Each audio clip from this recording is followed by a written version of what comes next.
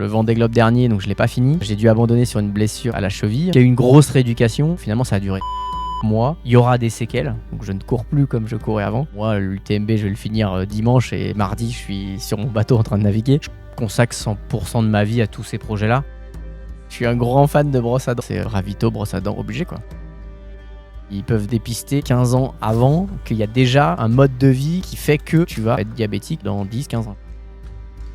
C'est fait un agenda du sommeil qui dure 24 heures et sur ces 24 heures d'aller trouver des phases où tu vas rencontrer ton sommeil profond paradoxal très vite. Et donc en gros tu dors 15 minutes voire 30 minutes suivant les créneaux. J'ai vraiment envie de porter un message assez universel de dire je me lance des défis mais on va se lancer aussi ensemble. Je vais peut-être aller faire une course un peu plus longue mais vous allez prendre vos baskets et vous allez les faire à le 5 km de chez vous. Salut les extraterriens, j'espère que vous êtes en pleine forme pour ce podcast. Aujourd'hui, je reçois pour la seconde fois un invité qui m'a beaucoup touché moi personnellement, mais qui vous a aussi énormément parlé parce que c'est un des épisodes où on a eu beaucoup de retours et pour cause. C'est le seul Français, à ma connaissance, et peut-être le seul athlète international, il va nous le dire tout de suite, à avoir réalisé les 2 Everest, l'Everest des mers, le Vendée Globe, et l'Everest tout court, tout simplement. Et c'était un épisode génial où on a parlé forcément de voile, on a parlé d'alpinisme, et ça vous avait fait beaucoup réagir, ça vous avait beaucoup plu. Et cerise sur le gâteau, cet invité, il est aussi passionné de trail, il court énormément, il aime bien la data, il aime bien l'entraînement et il court dans quelques jours la petite course de Chamonix et c'est là qu'on se trouve en ce moment même durant les Extra Trail Days dont je vous avais déjà parlé. Il s'agit de Maxime Sorel. Salut Maxime, comment vas-tu ? Salut Bart, ça va super, très content de pouvoir te revoir ici. Ouais. Donc on est jeudi, on est 24 heures avant le départ. Ouais, 26, 27. Presque. Merci infiniment de prendre ce temps. Je sais que certains athlètes ont besoin de se mettre un peu dans leur bulle. Il y a peut-être des derniers petits réglages. Là, on se prend 1 heure ensemble et je sais que ta compagne aussi courait ce matin. Et ouais, elle est encore en train de courir. Ouais, elle a pris le départ ce matin, ouais. C'est ça. Sous la pluie ? Non, départ pas sous la pluie. Par contre, le grain est arrivé juste après. Donc moi j'ai eu le temps de rentrer dans la voiture et arriver à Chamonix. Ok. Écoute, on croise les doigts et puis on ira voir son arrivée. Merci encore une fois d'être là. Donc demain, l'UTMB, c'est ton premier ? Ouais, c'est mon premier UTMB, ouais, bien sûr. Donc un moment très particulier, rempli d'émotions. Merci d'être là. Donc ça va être un épisode un peu particulier, libre. On va parler un petit peu de trail. Moi, la première question que j'avais envie de te poser, c'est depuis quand tu cours ? Je cours depuis que je suis gamin. J'ai fait pas mal d'athlétisme. Je crois qu'on avait un petit peu parlé, mais j'adore courir. J'aime pas mal de disciplines dans l'athlétisme. Et ce que j'ai adoré et qui me manque clairement dans mon sport, dans la voile, c'est le côté perfection du geste qu'on peut retrouver en athlète. J'ai fait du saut en hauteur, par exemple, où là, tu as vraiment multidiscipline à travailler avant de pouvoir réussir à sauter. Et donc voilà, tout gamin, à l'école déjà, en UNSS, je faisais de l'athlète, donc je courais. Et puis la course à pied, ça fait pleinement partie de mon entraînement d'athlète marin, on va dire, skipper, quoi. Ouais, tu l'as intégré vraiment, on en avait parlé, tu as intégré ça complètement dans ta professionnalisation vers la voile et dans ton entraînement, quoi. Ce qui est assez nouveau, enfin maintenant on le voit beaucoup, les skippers ont de plus en plus des hygiènes de vie hyper irréprochables, hyper carrées, on voit l'influence de la technologie à la fois pour les bateaux mais aussi sur vous avec les montres, le sommeil, on en avait beaucoup parlé. Encore une fois, je redirige les auditeurs qui te découvrent à aller écouter l'épisode, je le mettrai en lien dans la description. Est-ce que tu saurais nous dire un petit peu ton évolution avec la course à pied ? Est-ce qu'il y a eu un premier 10K, un premier marathon, un premier trail pour qu'on se situe à peu près ton évolution ? Ouais, c'était plutôt de la course assez courte, donc 5 à 10 km d'abord, pas trop sur la route. Il faut savoir qu'avec notre sport, on a les genoux qui sont très sollicités. Et donc du coup, on évite un peu plus les chocs. Et donc je courais plutôt sur des chemins plats en Bretagne, sur les sentiers côtiers. C'est pas si plat, hein ? C'est pas si plat. Maintenant que je fais du trail, je vois que c'est pas si plat. Parce que je vais chercher des distances un peu plus longues. Il faut quand même aller faire des bornes pour aller faire du dénivelé en Bretagne. Mais c'était plutôt lié à ça. Et c'est vrai que c'est venu un peu plus tard quand mon frangin qui m'accompagne dans mon projet voile, qui est mon responsable projet, est venu vivre par ici, autour du lac d'Annecy. c'est là que j'ai découvert ce que c'était le dénivelé, puis la montagne et le goût d'aller jouer dans la montagne. Et l'alpinisme, je l'ai découvert là aussi, quoi, hein, aller faire des courses d'arête. Et c'est un peu mêlé tout ça, ces sensations que j'ai en montagne et la course à pied où quand je cours, j'écoute pas de musique par exemple. Là, j'ai pas prévu d'écouter de musique pendant une trentaine d'heures. Donc on va voir comment ça se passe. Mais c'est vrai que je me concentre avec mon corps et moi-même et la montagne. Ok, mais c'est une belle vision, une belle philosophie. Avant-hier matin, on était avec Sylvaine Cusso, elle nous disait c'est avant tout un moment pour soi, c'est un moment de plaisir et c'est un moment où on déconnecte, on a un peu moins d'obligations, on a le droit des égoïstes. Et j'ai bien aimé, tu vois, cette petite métaphore. Donc j'entends ça. Ça doit te changer aussi de la voile où j'imagine que tu dois avoir quand même beaucoup de communication, beaucoup de presque le devoir de faire des récaps, le devoir de communiquer et d'avoir toute une équipe qui te suit et tu peux pas les couper de toute communication. Là, ça va être l'inverse, tu vas courir et c'est toi un peu tout seul qui va devoir aller jusqu'au bout. Ouais, c'est ça. Alors, je vais quand même me faire assister sur les ravitaillements où on a le droit et donc je vais quand même parler, échanger avec des gens à un moment donné. J'espère échanger avec des compagnons de course aussi peut-être. Mais tu vois, tu me disais, c'est vrai que 24 heures avant d'être là, c'est sympa. Globalement, nous, c'est notre quotidien. Jusqu'au moment où on monte le bateau, on est encore sollicité sur le bateau, on est encore sollicité par pas mal de médias. Donc, on le fait avant, on le fait pendant, on le fait après. C'est vrai que moi, ça me choque pas et c'est un plaisir. En plus, j'ai besoin de m'imprégner de tout ça, de cette atmosphère d'avant-course pour profiter un maximum et puis donner le 100% de moi-même pendant. Je suis un peu comme toi, tu vois. J'aime bien aussi. Me nourrir un peu de l'énergie, de l'atmosphère globale pour ressentir que c'est vraiment important et ressentir que j'ai plus le choix que d'y arriver, que de partir. Alors que si j'avais été tout seul dans mon lit, je me dis me faire 150 km demain, un jour ça m'arrivera peut-être. Mais pour ceux qui sont jamais allés à Chamonix, tu viennes du lundi au vendredi. Alors oui, le jour du départ de l'UTMB, c'est encore plus.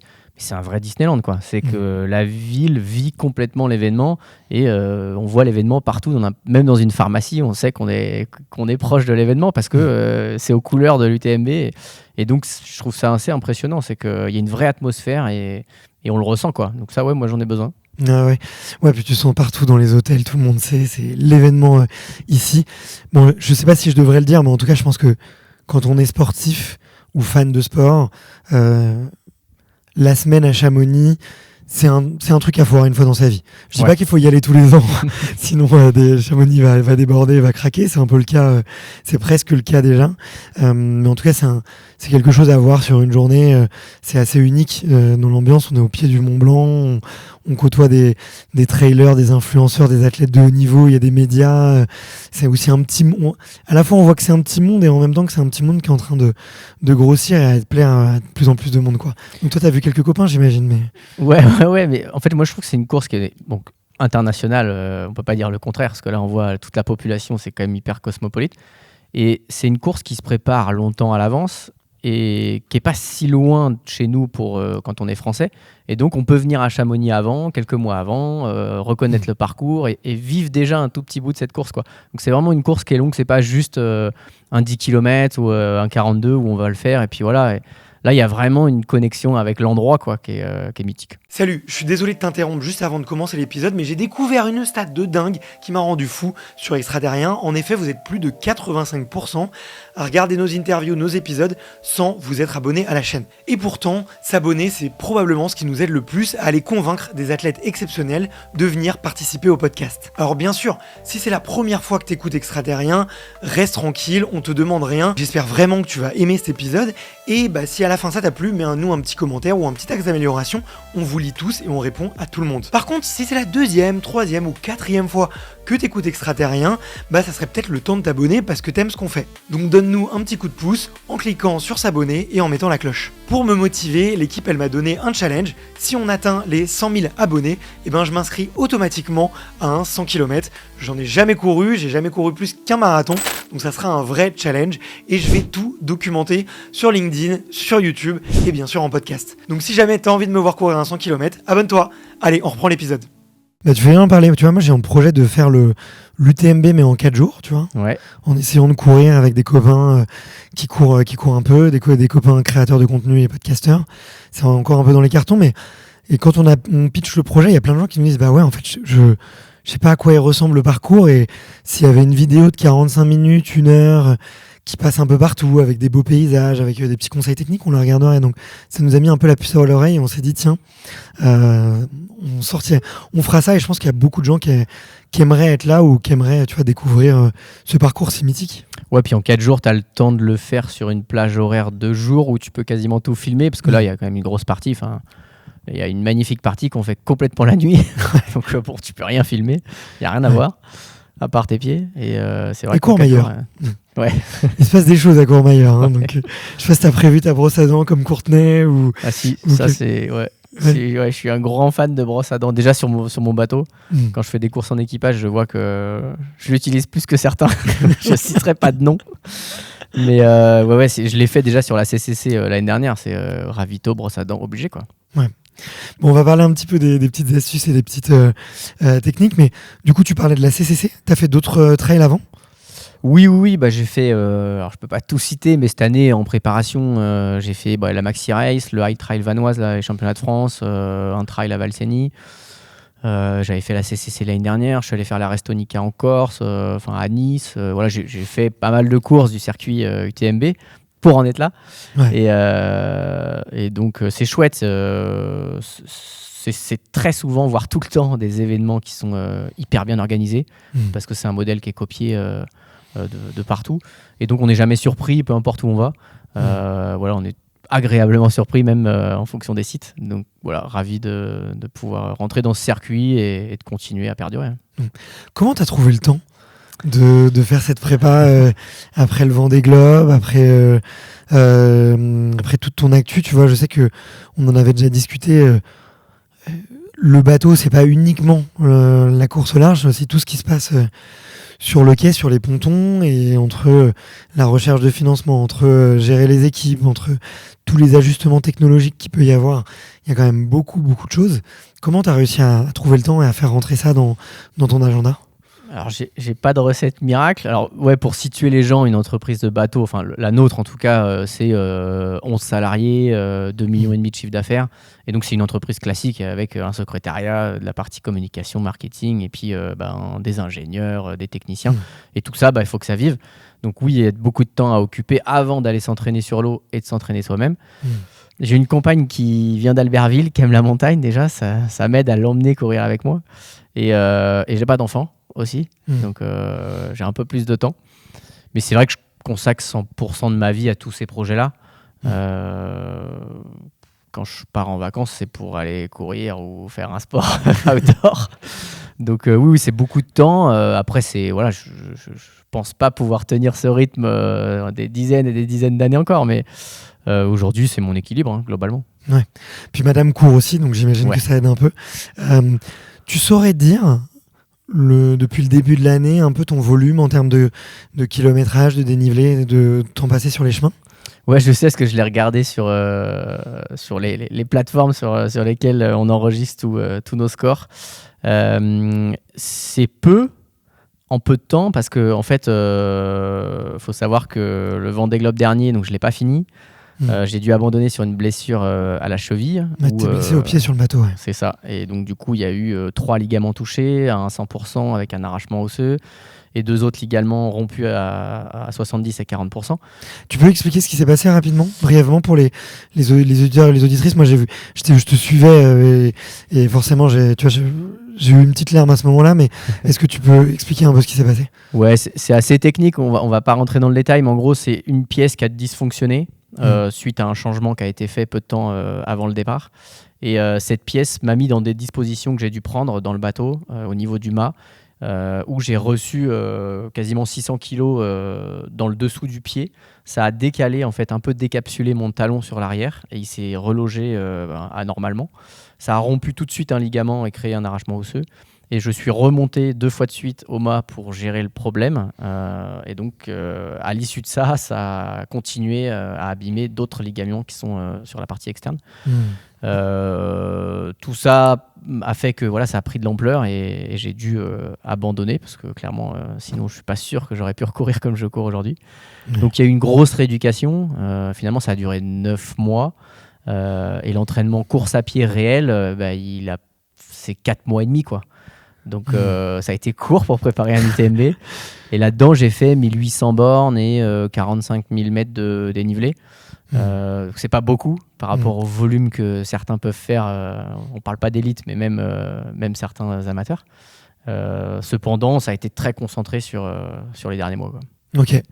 Bah écoute, déjà bravo pour tout ça. Je sais que c'était un long chemin. Je sais que ça avait l'air très très douloureux en tout cas. Que c'était pas évident à gérer et je sais pas comment tu as fait pour gérer un voilier comme ça avec en étant sur un pied, la douleur, la frustration de devoir abandonner. J'imagine que ça devait être terrible pour toi. Donc bravo en tout cas d'avoir su rebondir et d'être là aujourd'hui, quoi. C'est déjà une victoire d'avoir ce dossard et d'être bientôt sur la ligne d'arrivée. Ouais, c'est ce que je me dis clairement. Mon objectif. Alors il y avait cet objectif du TMB avant, en se disant bah tiens, t'es marin, tu vas pas marcher pendant 3 mois, tu vas perdre de la masse musculaire. Dans un programme de recherche que l'on fait avec 321 Perform, mon centre de performance et d'entraînement qui est là à Annecy. Et on s'est dit, bah tiens, on va regarder ce qui se passe sur ton corps après la course et comment on va faire pour te remuscler, te réathlétiser pour un événement très important. Et il s'avère que je me suis blessé, donc ça a duré plus longtemps que prévu. Il y aura des séquelles, donc je ne cours plus comme je courais avant. Ah ouais. Et ouais. Bah ouais, tu le sens aussi? Ouais, l'œdème cicatriciel existe encore. Suite à la Maxi Race, il s'est réveillé et puis ce que j'ai enchaîné là, ça l'a fait gonfler, redégonfler. Donc il existe encore quelque chose. Je vais malheureusement courir avec, mais bon, on va adapter et puis voilà, l'objectif il est de finir. On est en plus accompagné par une belle météo compliquée, donc voilà, ça va être une belle aventure. Ok. Tu redoutes plus un UTMB ou un Everest ou un Vendée Globe? C'est quoi l'appréhension? La question que je vais préciser ma question, mais quelle est l'appréhension un peu commune et qu'est-ce qui peut être un petit peu différent? Tu saurais le dire? Ouais, alors la gestion de son corps à chaque fois, globalement, de bien connaître son corps. Alors je crois qu'on en avait parlé d'ailleurs avec toi et on partageait le même avis, c'est que quand tu connais ton corps, ça peut être un gros plus, mais ça peut être aussi un frein parce que tu sais où sont certaines limites et donc du coup tu vas pas forcément au-delà toujours. Mais là, globalement, dans des cas assez extrêmes comme ça, tu connais bien tes limites, donc tu essayes de pas trop t'en rapprocher. Cependant, je ressens déjà depuis hier qu'il y a cette espèce de truc intérieur là qui me nourrit clairement, mais qui aussi me dit qu'il faut que je fasse gaffe, que je fasse pas n'importe quoi, que j'aille pas justement au-delà des limites. Et c'est ce qui me motive, quoi, d'aller découvrir des sensations que je connais pas encore. Là, j'ai vraiment une question, c'est mon état de fatigue au bout de 24 heures de course. Dans quel état je vais être? En bateau, en fait, on peut toujours se reposer juste 30 secondes, juste se poser la tête 30 secondes, même si ça envoie que tu es debout, tu arrives à te bloquer et à fermer les yeux et à te poser. Là, entre guillemets, tu peux pas le faire quand tu veux, quoi. Tu vas le faire aux assistances, enfin voilà, au ravito, au vrai, où tu peux te poser vraiment. Là, dans les conditions dans lesquelles on va partir dans 24 heures et la nuit que ça va être, tu peux pas te poser par terre, les fesses dans l'eau. Donc j'ai hâte de découvrir ce que ça va faire sur mon corps et d'en tirer des leçons. Ouais. T'as déjà couru de nuit? Oui, j'ai déjà couru de nuit. Les courses CCC, Maxi Race, tout ça, il y a quand même beaucoup de temps de nuit. Donc oui, je suis quelqu'un qui a des créneaux de sommeil la journée, en théorie. Donc je suis plus éveillé la nuit et j'ai moins besoin de sommeil la nuit. Et je préfère en bateau vivre la nuit, mais je l'ai senti aussi en trail. J'adore la nuit, quoi. J'adore l'atmosphère de la nuit. Là-dessus, tu vas être avantagé quand même. Beaucoup redoutent effectivement de devoir passer une nuit dehors, de faire une nuit blanche et même ceux qui sont en queue de peloton le redoutent encore d'autant plus parce qu'ils passent quasiment 2 journées sans sommeil et là ça devient c'est beaucoup là. Là ça devient vraiment beaucoup, ouais. Donc donc tu seras un des plus entraînés, je pense, sur sur la partie repoussée, la capacité à tenir sans sommeil peut-être. Après, avec cet effort, qu'est-ce que ça va générer sur le corps, sur la tête? Je sais pas. Ouais. On va découvrir. T'as un plan d'alimentation aussi. Je sais qu'on avait parlé, tu vois, de à la fois la nourriture lyophilisée sur l'Everest ou dans les bateaux. Là, on a eu beaucoup de trailers pro et ils passent tous à du 100% liquide, grosso modo, parce qu'ils ont 20 heures, 24 heures de course, donc ça, l'estomac tient. Toi, ça va être quoi ta stratégie? Et là aussi, j'imagine que tu as dû apprendre que tu as transposé des choses depuis ce que tu as appris sur ton bateau. Ouais, j'ai même ramené de la nourriture que j'avais sur mon bateau, que je n'ai pas mangé vu que j'ai abandonné et que je vais finir là pendant l'UTMB. Ouais, alors là-dessus, je suis suivi. Ça fait plus de 10 ans que je suis suivi. Alors, c'est au quotidien, hein, c'est pas juste pendant une course ou un effort Bien comme sûr. celui-ci. Et ça se prépare surtout avant. C'est-à-dire que tous les curseurs, il faut qu'ils soient très très hauts avant de partir sur un événement comme celui-ci. Tout ce qui est les notions de stress oxydatif qu'on réduit au maximum. Parce qu'on a aussi, on réfléchit à ce qui se passe après. C'est-à-dire que moi, l'UTMB, je vais le finir dimanche et mardi, je suis sur mon bateau en train de naviguer. Donc voilà, il y a tout ça qui s'enchaîne. Et si tous ces curseurs-là, ils sont pas hauts, globalement, on ne tient pas, quoi. Et après, pour le plan spécifiquement sur la course, ouais, c'est beaucoup liquide. C'est beaucoup liquide en poudre. Peu de gel très sucré, finalement. Plutôt des compotes. Et après, j'ai pas mal de petits tips pendant les ravitaux assistance. Avec des boulettes de riz, un riz très cuit mélangé avec un mix de graines différentes et un tout petit peu d'huile d'olive et du beurre de noix de cajou. Okay. Tout ça mélangé. Et donc, je mange les boules comme ça, froides, à peu près 2 boules par ravitaillement. Ok. Et après, j'ai quelques barres qui sont pour le coup solides. Et 2 barres, ça représente à peu près un repas, pour schématiser. Et donc ça, je les étale en fait dans le temps de course, entre 45 minutes à 1h30, en fonction de si c'est des descentes ou des montées, pour pas trop solliciter l'organisme et pas avoir quelque chose à digérer pendant une phase où l'estomac va être secoué, quoi. C'est un truc qui te fait peur, ça ? La notion de l'alimentation parce que pour le coup ça va être peut-être un petit peu nouveau, tu vois, d'avoir l'estomac qui balance pendant 24 heures, 30 heures. À quoi que ouais, c'est à la fois c'est nouveau et en même temps pas tant que ça pour toi, parce que sur un bateau, Dieu sait que ça bouge. Ouais, c'est plutôt ça en fait. Faut savoir qu'un bateau qui plante dans une vague, des bateaux volants là, on prend 4,4 G, c'est ce qu'on a mesuré nous dans notre bateau. Donc c'est 4,4 fois le poids de son corps. Donc c'est pour dire que tous les organes se déplacent, et sans parler des valeurs extrêmes, mais c'est juste pour donner un ordre de grandeur. Et en permanence, ça tape, donc ça bouge. Donc l'organisme, il est quand même bien secoué. J'ai rarement eu de problème de ventre, sauf à la CCC, bizarrement. Mais c'était dès le matin avant de partir, en fait. Donc, c'était pas que lié au fait que je sois en mouvement. Et du coup, j'ai eu du mal à le gérer. Les 50 premiers kilomètres de la CCC, j'étais pas bien, clairement. Alors, on est parti, ça part tard, la CCC, ça part à 9h. Donc, en fait, le soleil, il faisait chaud. Le soleil arrive tout de suite. Donc là, ça aide pas l'organisme. Et la moitié de la course jusqu'à Champé, en gros, j'étais pas bien, quoi. Donc je l'ai géré, mais je me suis peu alimenté. Donc pas beaucoup d'énergie, lent et tout ça. Donc pas du tout dans les temps, dans la tête c'est dur et tout ça. Et après à Champé, j'ai remangé. C'était le premier du coup ravitaillement assistance. Donc là, j'ai mangé mes boulettes et tout ça. Je me suis remis dans un mood. Et après c'est reparti. Et plus ça allait, mieux j'étais. Donc je veux dire que mon mal de bite le seul que j'ai eu, c'était pas lié au fait que ce soit secoué, quoi. Ok, d'accord. Ouais, donc finalement, t'arrives plutôt serein là-dessus. On sait jamais, mais ouais, normalement, oui. Non, mais tu vois, hier, on passait du temps du coup avec Xavier Thévenard et beaucoup de trailers qui vont prendre le départ, enfin, compris le départ soit ce matin, soit demain. Et on sent que c'est un vrai sujet, quoi. L'alimentation, et notamment que ça fait paniquer un peu les gens, que ça fait un peu peur. Et c'était rassurant aussi d'avoir un garçon comme Xavier avec autant d'expérience, des victoires aussi, déjà gagné des UTMB alors qu'il avait fait n'importe quoi, il le dit lui-même. Et aussi tout est possible. Et aussi lui-même dire au bout de 15-20 heures de course, on n'est plus lucide, on n'a plus du tout les mêmes envies, il y a tout qui change et le plan, la difficulté c'est de tenir au plan alors qu'on n'en a pas du tout envie. Ouais. Et c'était rassurant, c'était décomplexant d'avoir un grand champion comme ça qui te dit ça, tu te dis bon, ça va, tout le monde passe un peu par les mêmes états d'âme, quoi. Bah oui, c'est sûr. Mais en bateau, c'est pareil, c'est-à-dire qu'il y a des tas de moments où pendant 4 jours, c'est l'enfer. T'as pas envie de manger, en fait. Ton organisme, il veut pas parce qu'il sait que ça va être dur.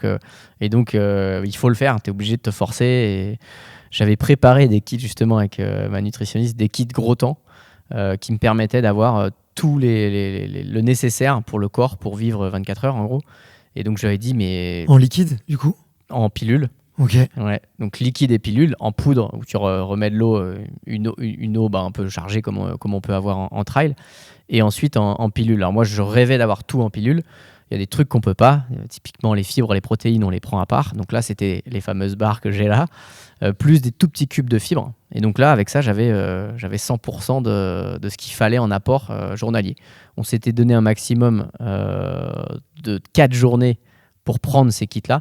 Et au-delà, il fallait trouver une solution de manger plus normalement, pour les reins, pour d'autres problématiques, quoi.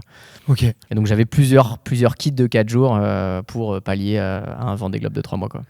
Ok, ouais, donc c'est un sujet que tu maîtrises bien et que tu as étudié de près, en tout cas. En fait, on n'a presque pas le choix. Alors, c'est aussi parce que je fais d'autres sports à côté que je me dis qu'on a vraiment besoin de carburant dans le corps pour pouvoir avancer. Mais parfois, on ne peut pas faire chauffer de l'eau. C'est-à-dire faire chauffer de l'eau et verser de l'eau dans un verre, ça bouge tellement qu'on va se brûler et c'est compliqué, quoi. Donc faire cuire un plat, c'est même pas la peine. Donc c'est pour ça que je me suis dit, tiens, comment on peut faire pour vivre dans un moment où c'est complexe et avec juste le nécessaire, quoi. Ok. Bah écoute, merci de partager ça. Tu vois, je savais pas à quel point c'était complexe et intéressant, tu vois, d'aborder ces problématiques de... Vous êtes quoi ? Vous êtes en termes de nœuds, vous êtes à 70, 80 ? Non. Non. Là, t'es en kilomètre/heure. Je suis en kilomètre/heure, j'ai switché. C'est pour ça que j'étais là en train de me dire, non, là, je suis en train de m'embarquer sur la mauvaise unité. Les bateaux en vitesse max, ils font 40 nœuds. En vitesse moyenne, ils vont à 25-30 nœuds parfois, mais dans une mer qui fait 4 mètres de creux.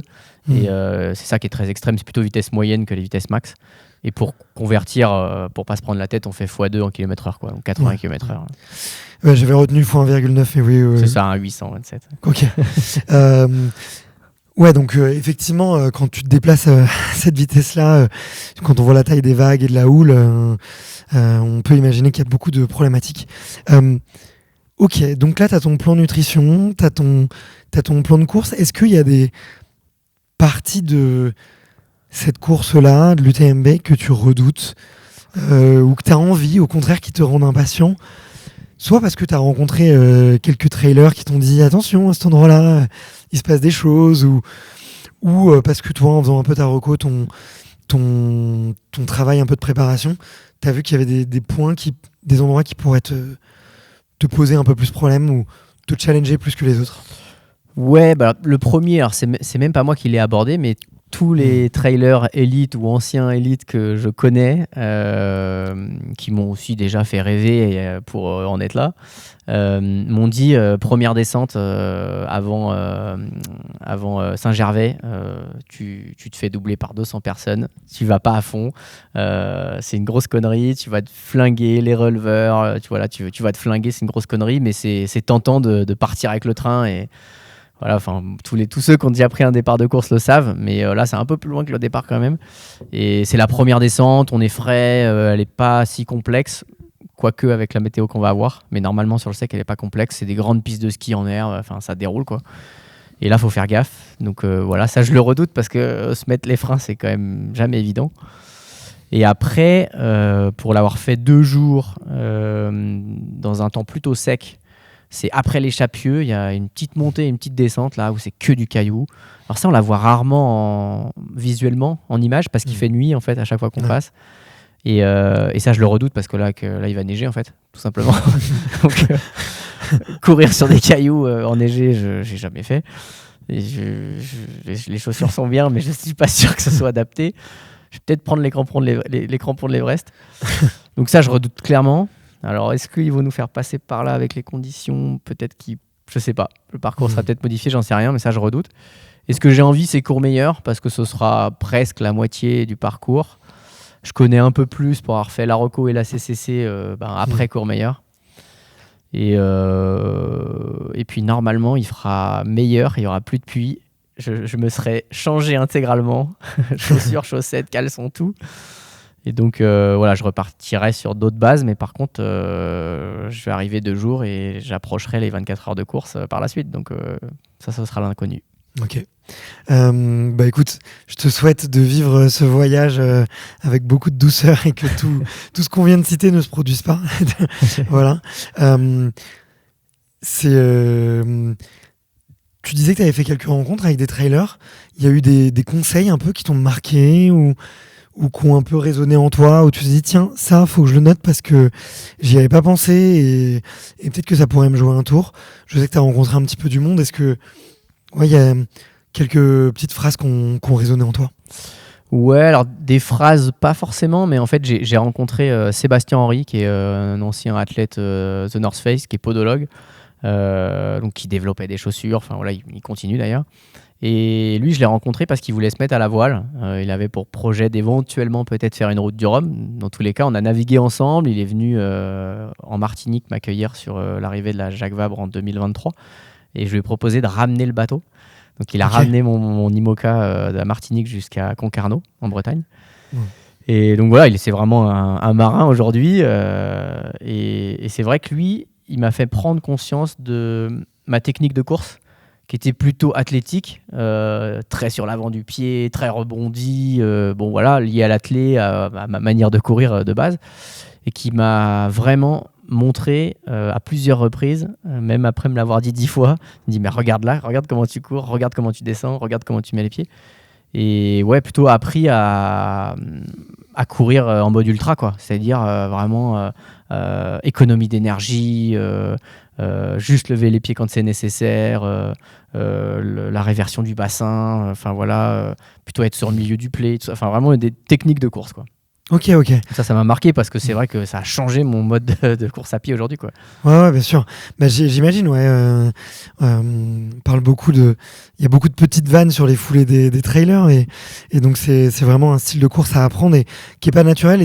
On en parlait avec Ludovic Pomeray, lui il vient de la marche à l'origine et il dit oui, j'ai mis du temps avant d'arriver, mais en fait parce qu'il fallait que j'apprenne à courir dans la montagne et que j'apprenne tout ça. Donc ça paraît si simple et en même temps c'est si complexe, c'est si beau et c'est si naturel si on crée en nous que j'imagine que ça devait être intéressant. Il y a beaucoup de trailers qui sont aussi sur les mers. Eh ben, il y a tout récemment qui va prendre aussi le départ de la Transat Café l'Or, donc ex-Transat Jacques Vabre, Mathieu Blanchard. Ouais, Mathieu Blanchard, ouais. Qu'on va avoir comme concurrent sur la prochaine ligne de départ. Et alors, j'ai eu l'occasion juste de s'échanger quelques messages, mais on ne s'est pas encore croisés pour en parler. Et j'ai hâte de le voir au départ en octobre. Ouais. C'est un sacré concurrent. Il aime la compète. Et c'est marrant parce qu'en fait, il navigue, on s'est échangé des messages pour ça d'ailleurs. Il navigue sur le bateau avec lequel j'ai fini le Vendée Globe en 2020. Donc je lui ai dit top, bon choix de bateau. C'est un bateau que je connais. Ouais. Lui file pas trop de conseils techniques. Hein. Normalement, on devrait être devant. Ils ont un bateau à dérive, nous on a un bateau à foil. Alors c'est le même classement, mais ce sont des vieux bateaux et des bateaux qui vont un peu moins vite forcément. Ouais. On sait jamais. Et tu sais d'où elle vient un peu cette envie de dompter tous les éléments. Toi, qu'est-ce qui te donne envie finalement d'aller jongler très très haut en montagne, d'aller jouer sur les sentiers les plus réputés, les plus longs, et en même temps, dès 2 jours après, de reprendre la voie des mers. Qu'est-ce qui t'attire en fait? C'est quoi le point de vue un peu méta, le point commun à travers de tout ça? La science du corps, la science de mon corps, parce que je cours avec le mien, mais essayer de comprendre ce qui se passe, les effets que ça peut avoir. Et je suis vraiment geek de ça en fait. J'adore les chiffres, mais à un moment donné, ça a une certaine limite. Et j'adore aussi me reconnecter avec mes sensations. C'est-à-dire, j'aime bien voir combien de mètres/heure je fais dans la montée, sur le plat, minute au kilomètre. Ok, c'est bien. Mais à un moment donné, quand je suis sur l'exercice, bah, je suis plus à la sensation. Alors voilà, j'ai le cœur un peu haut, effectivement, mais bon, là, je me sens bien. Ouais. Et donc, je joue entre ces chiffres et les sensations. Et très récemment, je suis associé avec un fonds de datation qui s'appelle Sport Santé, qui eux ont développé quelque chose qui permet un dépistage en fait, qui permet de dépister les maladies cardio-métaboliques. Donc c'est beaucoup de maladies, c'est quasiment une maladie sur deux, type diabète, obésité, problème de cœur. Et en fait, ils peuvent dépister 15 ans avant qu'il y a déjà un mode de vie qui fait que tu vas être diabétique dans 10-15 ans, quoi. Et eux, leur message, il est tout simple, c'est juste faire de l'activité et changer un peu son alimentation pour justement ralentir si jamais tu en as pris la voie. Et si tu es déjà sur une voie critique, de ralentir ou voire faire que ça s'arrête, quoi. Et je trouve ça chouette parce que c'est vrai que c'est un vrai problème de société. Moi, je suis passionné de sport, donc c'est facile de faire du sport. Mais je me rends compte que c'est pas forcément accessible pour tout le monde. Accessible techniquement peut-être, mais dans la tête, pas forcément. Et donc la santé physique, la santé mentale, au travail, dans ta vie de tous les jours, ça c'est vraiment important. Et j'ai vraiment envie de porter un message assez universel, de dire, je me lance des défis, mais on va se les lancer aussi ensemble. C'est-à-dire que moi, je vais peut-être aller faire une course un peu plus longue, mais vous allez prendre vos baskets et vous allez les faire à le 5 km de chez vous. Et ça, déjà, ça va vous aider dans cette démarche de vouloir faire de l'activité physique. Et puis ensuite, voir comment votre corps réagit, changer votre alimentation et faire que les choses soient mieux pour vous, quoi. Ouais. C'est vraiment un moteur qui me donne envie de me pousser et de dire ces choses-là à travers l'ensemble des défis que je me donne, quoi. Ouais. Mais c'est très intéressant. Tu parles un peu de cet écart qu'il peut y avoir entre l'accessibilité technique d'un point de vue mise en place. Effectivement, une grande majorité des gens peuvent mettre leur basket et aller courir 5 km et s'en rendent pas compte que ça reste très accessible, très possible. Et en même temps, tu vois, avec les réseaux sociaux, tous les exploits un peu qui, à 20 ans, 30 ans, on trouvait complètement inaccessibles, aujourd'hui, on a l'impression qu'on peut les attraper de la main. Et qu'on les banalise, tu veux dire. Ouais, qu'on les banalise, qu'on les rend si faciles.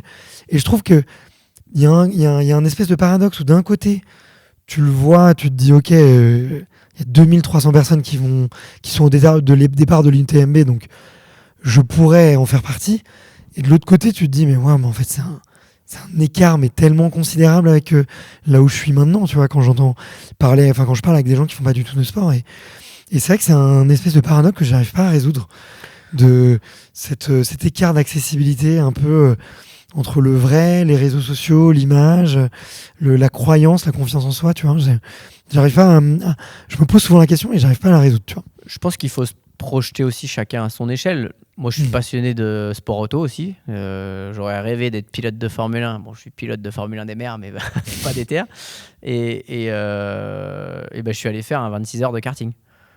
Alors ça n'a rien à voir, mais juste pour aller me connecter avec ce truc-là, le sport auto. Et puis voilà, maintenant, de par mon centre d'entraînement qui est spécialisé dans le sport auto, je rencontre des gens. Mais je me dis que d'avoir une source d'inspiration sur les réseaux, sur Internet, avec quelqu'un qu'on suit, qui lui va aller faire une course, la Tour des Géants par exemple, peut donner envie de se dépasser et d'aller faire sa propre course, sans forcément aller faire un 300 km pendant 7 jours, quoi. Enfin, et faut le ramener à soi aussi, mais ça peut être une source de motivation, quoi. Je vois plus ça comme ça que me dire les gens qui vont suivre ce que je vais faire vont vouloir faire la même chose, quoi. Ouais. Qu'est-ce qu'ils te disent d'ailleurs tes partenaires quand tu leur dis en plus du Vendée Globe, j'ai un autre projet, ça va être l'UTMB. Alors ça va me prendre beaucoup de temps, mais je vous rassure, tout va bien se passer. Comment ça se passe ? Est-ce que c'est naturel dans une conversation ? Est-ce que ça plaît ? Est-ce que ça crée de la surprise ? Tu vois, comment tu l'appréhendes et comment tu gères un peu les réactions ? Depuis l'ascension de l'Everest, tout va bien. Parce que on l'a pas imposé, on est allé ensemble, mais on l'a fait, on l'a réussi. Ça a pris vachement de temps aussi quand même en termes de préparation, 43 jours d'expédition là-bas. Donc oui, on n'a pas fait toute la saison 2023 parce que j'allais faire l'Everest. Et certains n'étaient pas opposés, mais pas hyper chauds, et ne voyaient pas l'intérêt du tout. Ils l'ont vu bien après. Et donc maintenant, ils voient l'intérêt que ça a d'avoir justement ce message. Alors je suis aussi parrain national de Vaincre la mucoviscidose, des gens qui manquent de souffle. Et souvent, j'en ai besoin dans l'ensemble des défis que je me lance. Donc voilà, ils accueillent ça plutôt correctement et m'accompagnent en tout cas à travers l'ensemble de mes défis. Ok, très chouette.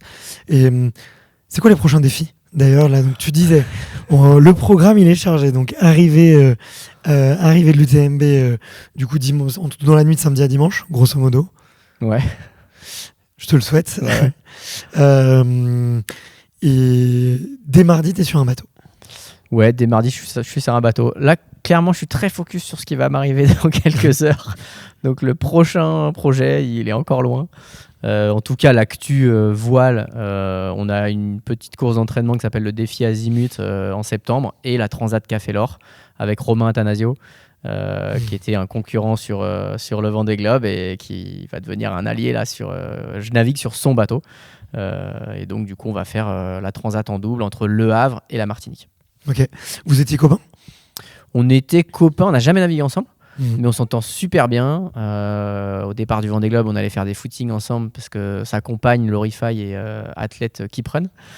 Et donc du coup, voilà, on s'entend super bien. On sait que ça va bien se passer. Maintenant, on n'a jamais navigué ensemble, mais on navigue tous les deux en solitaire, donc on n'a pas beaucoup de crainte. Ouais, bien sûr. Et ouais, ça vous fait pas peur de partir naviguer sans avoir fait de petits tests, de petites recos ou... Toi, tu connais déjà son bateau, peut-être, j'en sais rien, mais... Non. Après, j'ai déjà navigué dessus. Là, justement, on va naviguer en navigation d'entraînement. Ça reste des bateaux assez similaires. Voilà, il y a juste un peu ce qu'on appelle le piano. C'est là où toutes les ficelles arrivent, avec toutes les couleurs, les positions des taquets, tout ça qui bloque les ficelles. Et alors je dis des ficelles pour le terme universel, mais on appelle ça des bouts. Ouais. et donc du coup ça c'est à apprendre, mais bon c'est comme un pilote qui prend une voiture qu'il ne connaît pas, il faut qu'il apprenne le volant. Bon, c'est un peu pareil en fait. Ouais, exactement. Je suis pas sûr que j'arriverai à faire plus que 15 jours avec lui parce qu'il arrête pas d'écouter du Francis Cabrel. Sur le bateau. J'aime bien Francis Cabrel, mais pas pendant 15 jours. T'écoutes quoi toi ? Un peu de tout. Moi je me fais faire des playlists de gens. Et j'écoute pas ma musique, j'écoute leur musique. Donc ils font leur playlist qui leur ferait plaisir. Tiens, d'ailleurs, on pourrait te missionner pour que tu me fasses ta playlist et que j'écoute pendant la... J'en ai plein, j'en ai plein. Mais moi, c'est un peu particulier. Je peux te dire, là, je peux donner l'avant-goût de ce que tu trouveras. Déjà, je suis un grand fan de musique classique. Ok. Donc il y a une playlist que j'aime beaucoup recommander aux gens qui est sur Spotify qui s'appelle « Je n'aime pas le classique, mais ça ». 3 petits points. Ah ouais, ok, excellent. Et en fait, c'est tous les grands classiques de la musique classique que tu vas retrouver dans les films, que tu vas retrouver dans les pièces de théâtre, ou dont tu vois beaucoup de musique de pub aussi, ouais. parce que c'est des musiques qui ne sont du coup qui coûtent plus rien parce qu'il n'y a plus vraiment de droit d'auteur. Mais bref, du coup, c'est beaucoup de musique qui te rappellent beaucoup de choses, qui sont très belles. Et là, oui, t'as 4-5 heures de musique, et ça va de la valse des Valkyries jusqu'à... il y en a tellement. Saison, ouais. Donc ça, je pourrais te le donner. Donc c'est vraiment les grands classiques. Donc je te recommande ça. J'ai eu mes grandes heures de fiesta techno aussi. Donc c'était de la dance. C'était plutôt, on va dire, de la deep house lounge, tu vois. Okay. Je sais pas si les mots te disent. Mais ouais. Voilà, ce qu'on peut prendre. Ce qu'il faut imaginer, c'est la musique de Saint-Tropez de 18h à 21h avant que ça devienne trop énervé. J'ai ça. Après, j'ai beaucoup de piano, grand fan de Yann Tiersen, etc. Et beaucoup d'instruments aussi bruts, tu vois. Là, je me refais beaucoup de grands guitaristes, tout seul. Du Mark Knopfler, non ? Ouais, par exemple, exactement. Et puis après, sinon, chansons françaises. Ça, on s'en lancera jamais. Pas de rap. Non, Du bon rap français, écoute, l'AFF, non ? Bah écoute, je vais pas faire le vieux grognon à dire que le rap était mieux avant. J'ai écouté beaucoup de rap à une époque de ma vie, effectivement, la FF, IAM, NTM, Mafia Free aussi, les Rof, les Booba et tout. J'en ai écouté, mais à la longue, ça nuit à mon énergie mentale, en fait. Ça dépend ce que tu fais, quoi. Ouais, voilà, exactement. Donc voilà, si tu veux, je te les enverrai. Ouais, c'est bien. T'auras les différents moods. Donc, donc prochain projet avec Romain, et après, tu regardes déjà vers le prochain Vendée Globe, j'imagine. Ouais, bien sûr. Ouais. En fait, on a relancé une campagne pour le Vendée Globe 2028. Donc là, on est en recherche de partenaires avec mon bateau que j'avais au départ du Vendée Globe 2024, qu'on va faire évoluer. Et l'objectif, c'est de le préparer avec la route du Rhum en 2026, à nouveau la Transat Café l'Or en 2027, et après, il y a un aller-retour à New York avant de partir sur le Vendée Globe en 2028. Ok. Plus plein d'autres petites courses de préparation, quoi. Rappelle-moi, il est où ton navire ? Il est à Concarneau, donc dans le Finistère, en Pointe-Bretagne, sud-ouest. Ok. Il y a qui d'autre là-bas ? Il y a Charlie Dalin avec Massif en IMOCA, et après il y a François Gabard avec SVR. Et ensuite, c'est plutôt à Lorient, où c'est vraiment la Mecque, où là, il y a tous les bateaux, tous les autres bateaux quasiment, et puis il y a un peu aussi au Sable d'Olonne. Ouais. Mes parents viennent d'emménager au Sable d'Olonne, donc j'y suis de temps en temps, donc je passerai forcément pour les grandes étapes là-bas. Donc si tu passes dans le coin, n'hésite pas, j'y suis de plus en plus souvent. Si on devait comparer un peu le milieu des marins et le milieu du trail, je sais pas si c'est comparable d'ailleurs, mais est-ce que il y a c'est quoi le milieu le plus fun, on va dire ? Allez, je commence comme ça. Si tu devais passer une soirée, plutôt avec des trailers ou avec tu prendrais le top 20 de l'UTMB ou les finishers du Vendée Globe pour passer une bonne soirée ? Je sais pas, ça dépend du niveau de préparation, parce que globalement, alors moi je suis assez strict là-dessus, mais il y a beaucoup de marins, ils sont beaucoup moins stricts. Ça boit encore de l'alcool avant de partir, et ça fait un peu la fête. Alors pas la veille de partir, mais bon, 10 jours avant le départ, ça fait encore un peu la fête. Moi, de par tous les autres sports que je fais, je suis quand même un peu plus strict, mais je sais faire la fête aussi. Et j'ai l'impression que les trailers, ils sont toujours en quête, toujours en préparation. L'hiver, ils vont faire du ski, ils vont faire du ski de fond, ils vont faire du ski alpinisme. Donc en soi, ils s'arrêtent pas beaucoup pour faire la fête. Après, je citerai pas de nom, quoique un certain Martin Kern qui vient de faire la TDS, là, qui a fini 11e, il sait faire la fête. Donc il y en a certains. Oh, ils savent quand même. Ouais. Ils choisissent bien leur moment. Ouais, c'est ça. Ouais. mais ils déconnectent pas non plus de ça. Je pense que c'est important. Enfin, ça fait aussi partie d'un équilibre de vie qui est nécessaire.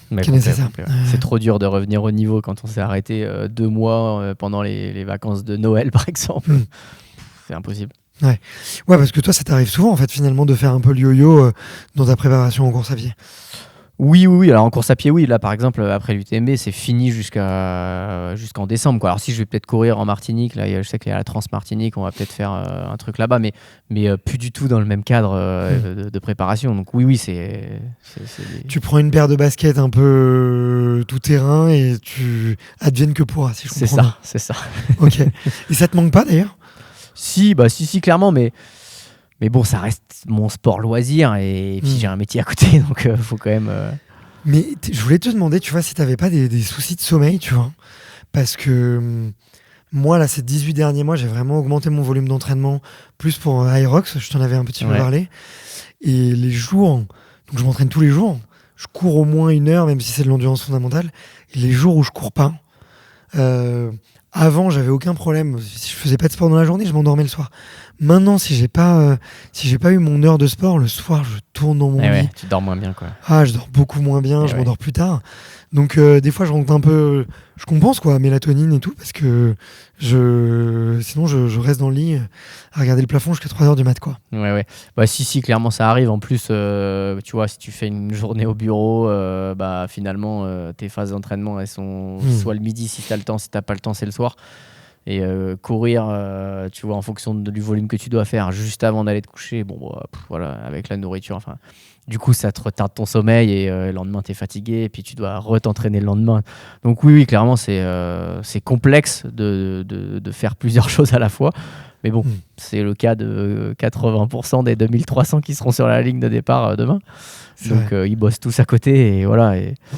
Et tant que t'es pas élite et que tu fais pas que ça, il faut s'adapter. Et voilà, il y en a plein à Paris qui s'en sortent et qui arrivent. Hein, donc, Ouais, bien sûr. Ouais, mais tu sais, souvent, on va rogner un peu plutôt sur la phase de récupération plutôt que sur la phase d'entraînement. On se dit, ok, il faut absolument que je fasse le volume. Du coup, tu fais tes heures quand tu peux et tu te dis, je récupère au boulot, quoi. ou ce soir quand je dors. Donc, c'est.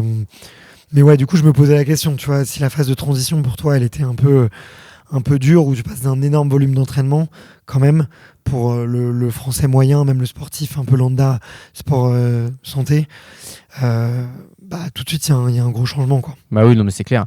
Après, moi, j'ai quand même une capacité à m'endormir assez vite grâce à mon métier.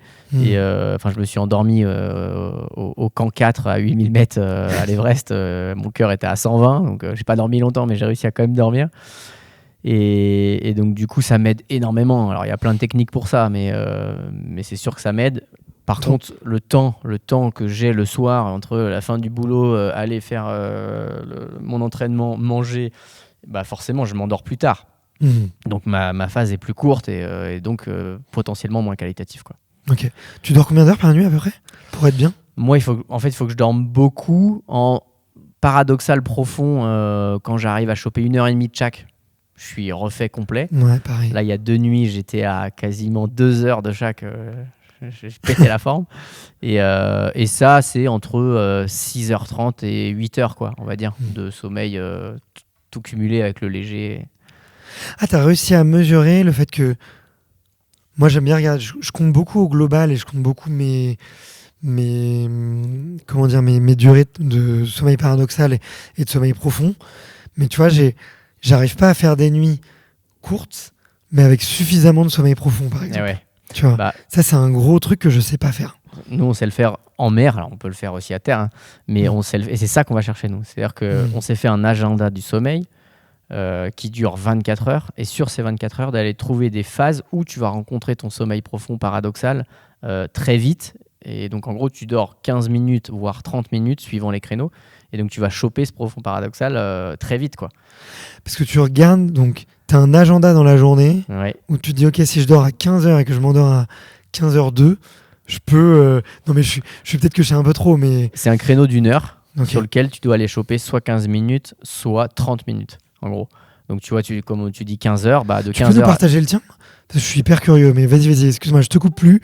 Mais vas-y, j'apprends plein de trucs. En gros, j'ai 2 phases la nuit, 4 phases le jour. Et donc, sur ces horaires, je dois aller chercher soit 15 minutes, soit 30 minutes. On va jusqu'à 45 minutes dans des zones en mer où c'est safe, où on sait qu'il n'y aura pas de trafic maritime. Voilà. Mais au-delà, globalement, si on dort au-delà, on va se réveiller avec... on va pas être en forme, en fait. On va se réveiller dans un état un peu... de fausse endormissement, éveil, on n'est pas bien, quoi. Et donc ça, du coup, tu cumules du sommeil efficace sur tous tes petits créneaux de sommeil sur 24 heures. Et donc, tu auras eu, sur 24 heures, 1h30 de chaque à peu près, quoi. Et ces fenêtres-là, elles arrivent toutes les 3 heures, c'est ça ? Ouais, alors ça, justement, il faut faire une analyse d'activité électrique du corps et du cerveau dans plein de phases, dans des phases où tu fais du sport, des phases où tu dors chez toi, des phases où tu dors, moi je l'ai fait à l'hôpital avec des bruits, des sons dans tous les sens, en mer, ou dans ton domaine d'activité. Et donc grâce à ça, tu te crées un premier agenda, tu le valides nous en mer, et ensuite on change des créneaux parce qu'on se dit, tiens, tu vois, là tu avais 2h45, ça marche pas en fait, tu n'arrives pas à trouver ce sommeil assez vite, donc du coup, on va reculer d'une demi-heure, on va voir ce que ça donne. Et à la fin, tu as un agenda qui est quand même assez calé, qu'il faut recaler dans le temps. On fonctionne en heure universelle pour nous en navigation, tu vois, mais quand tu es proche du pôle sud, le temps, les fuseaux sont tellement resserrés que ça évolue très très vite. Donc il faut tout le temps te recaler par rapport à l'heure universelle, quoi. Ok. Wow, c'est passionnant. Passionnant. T'as fait ça où, du coup ? J'ai fait ça à Paris et à Lyon. Ok. En gros, je crois que le centre du sommeil le plus élaboré, il est à Lyon. Ok. Tu sais comment il s'appelle? Si on veut leur faire un petit... Le centre, non, mais le docteur avec qui j'ai bossé, c'est le docteur de la Giclée. Ok. Et qui exerce encore. Bon, bah écoute, je note le nom, ça m'intéresse doublement. Et puis j'imagine que ça va être passionnant de remettre un peu, de rebattre les cartes de tout ce qu'on peut apprendre, tu vois, sur le sommeil. Où finalement, il y a des concepts qui sont assez simples, tu vois, sur la digestion, sur les écrans, sur voilà, le noir complet. Et toi, tu te dis, ok, tout ça on oublie. Comment est-ce que je redistribue les cartes et comment est-ce que je reprends la théorie depuis zéro, quoi. Donc Ouais, c'est ça. Ça a dû être passionnant. Puis en mer, c'est si tu rates un créneau, d'aller chercher le suivant et pas de dormir entre les créneaux, quoi. Ça, c'est dur. C'est comme faire des micro-nuits blanches. Donc on se configure avec des micro-journées, enfin plusieurs micro-journées dans une journée, quoi. Tu manges avant, tu manges après, tu dors, tu travailles et puis tu recontinues comme ça, quoi, ainsi de suite. Ouais, ok. Génial. J'avais une question sur le trail. En tout cas, je pense que les trailers, en tout cas, auraient beaucoup de choses à apprendre avec toi. Et je pense que ça serait vraiment passionnant. D'autres projets trail qui te traînent un peu en tête? Est-ce qu'il y a des rêves, des courses qui te donnent envie? Alors, je te dis pas pour les 3 prochaines années, mais pour voilà, des petits trucs que tu as en tête et que tu te diras pourquoi pas un jour. Ouais, j'ai envie d'aller voir ce qui se passe à La Réunion. Parce que je crois que c'est aussi une course un peu à part. Alors peut-être pas tout de suite aller faire la traversée complète, mais il y a une ambiance, il y a un truc qui se passe là-bas. J'ai ma maman qui a vécu pendant 2 ans et malheureusement, moi j'étais ingénieur en génie civil et en déplacement tout le temps, j'ai pas pu aller la voir, donc je suis jamais allé à La Réunion, un peu frustré. Et ouais, j'ai envie de sillonner là-bas, voir ce qui se passe et pourquoi pas faire un jour la Diag. Ok. Bon, bah écoute, très cool. Merci de m'avoir partagé tout ça. J'ai des petites questions pour la fin. Il faut juste que Maëlys, si je peux te demander de me ramener mon ordinateur pour les petites questions de la fin. Tu vas voir, c'est des petites questions un peu fun, très cool, en format réseaux sociaux où je vais te dire raclette ou tartiflette. Tu réponds un peu du tac au tac en quelques mots. Tiens, merci beaucoup. Hop, je l'avais oublié. Tac, tac. Je vais le reprendre tout de suite. Et on l'a. Où est-ce qu'elles sont? Mais tu vas voir, c'est un peu fun. Il n'y a pas de piège. En ce moment, je suis plutôt poulet, pommes de terre. Pas de raclette. Tu m'étonnes. Ouais, c'est quoi les plats que tu manges beaucoup là en ce moment avant la course? Là, ça tourne en boucle. C'est poulet, pommes de terre, avocat, graines. C'est ça depuis 3 jours. Ça va être ça ce soir encore. Eh ben écoute, si tu veux, je te le propose. Je te propose le petit jeu, tu me diras. Est-ce que tu préfères gagner la Barclay ou gagner l'UTMB?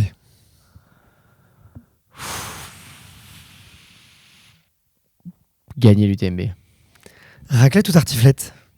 Raclette, c'est convivial la raclette. Faire 200 pompes ou faire 200 squats? 200 squats, mais pas aujourd'hui. Plutôt courir le matin à 5h ou à 23h le soir? On n'a pas le droit de lire les deux ou... Si, bien sûr. Bon, les deux. Ok. Courir avec ou sans bâton? Sans. Départ sous la pluie ou en pleine canicule? Canicule. La bière avec ou sans alcool? Sans alcool. Vin ou rouge? Vin ou rouge? Ça a plu. Blanc ou rouge? D'ailleurs, en plus, j'étais en train de me dire, c'est une question piège parce que je dis pas si c'est du vin ou pas. Ah ouais. J'étais en train de me dire, bon, blanc ou rouge? Vin rouge. Si tu devais passer une soirée, tu préférais la passer avec Kylian Jornet ou avec Courtney de Walter?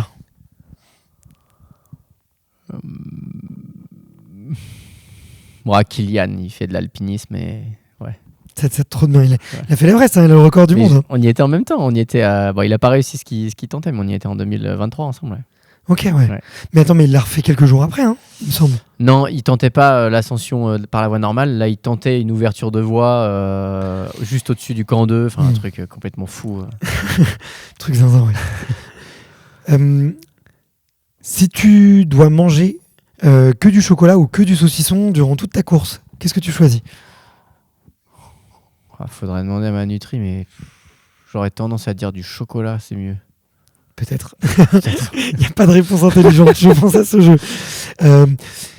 Est-ce que tu préfères courir la course pieds nus ou boire que de l'eau? Ah bah, boire que de l'eau. Est-ce que... qui a la vie la plus douce selon toi? Est-ce que c'est Casquette Verte ou Théo Détienne?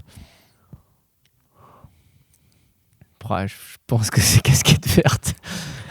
Est-ce que tu préfères courir toute ta vie sur route et ne plus jamais courir sur des sentiers avec des super chaussures, ou est-ce que tu préfères courir toute ta vie sur des sentiers mais sans chaussures? Ouais, je pense courir où je veux sans chaussures. Le corps va s'adapter. Ok, bon, elle n'était pas facile, Ouais. mais merci d'avoir joué le jeu. Merci Ah bah, Maxime. merci à toi. Écoute, merci beaucoup pour ce petit catch-up. Tu vois, c'est pas, on l'a prévu un petit peu là durant le mois d'août. Ça m'a fait hyper plaisir de te voir. Je te souhaite vraiment bon courage pour demain. Nous, on va suivre ça de près. Qu'est-ce qu'on peut te souhaiter, toi, pour demain? C'est quoi les petits mots d'encouragement qui fonctionnent avec toi si on te voit sur les sentiers? De me lancer des blagues, de me sortir justement des pensées du moment. Et de me souhaiter le moins de douleur possible à la cheville, forcément. Ok. Bon, bah écoute, c'est tout le mal qu'on te souhaite.